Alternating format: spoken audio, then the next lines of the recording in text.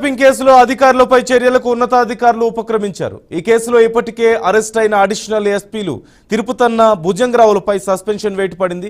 ఈ మేరకు తెలంగాణ డీజీపీ రవి గుప్తా ఉత్తర్వులు జారీ చేశారు. అయితే ప్రస్తుతం ఈ అధికారులు కస్టడీ విచారణ ఎదుర్కొంటున్నారు. మరోవైపు బంజారాహిల్స్ పోలీస్ స్టేషన్లో విచారణ కొనసాగుతోంది. ఇప్పటికే ఫోన్ ట్యాపింగ్ కు సంబంధించి కీలకమైన ఆధారాలను దర్యాప్తు బృందం సేకరించింది. ఉదయం 8 గంటల నుంచి అడిషనల్ ఎస్పీలు తిరుపతన్న భుజంగరావులను న్యాయవాది సమక్షంలో పోలీసులు విచారిస్తున్నారు. ఇక ఫోన్ ట్యాపింగ్ కేసులో వీరిద్దరూ కీలకంగా వ్యవహరిస్తున్నట్లుగా తెలుస్తోంది. అలాగే వీరిద్దరి ఫోన్లో వాట్సాప్ చాటింగ్ ని సైతం ఉన్నతాధికారులు పరిశీలిస్తున్నారు. ఇక ఇదే కేసులో మరో ఇద్దరు సిఐలను సైతం పోలీసులు అదుపులోకి తీసుకొని విచారిస్తున్నారు.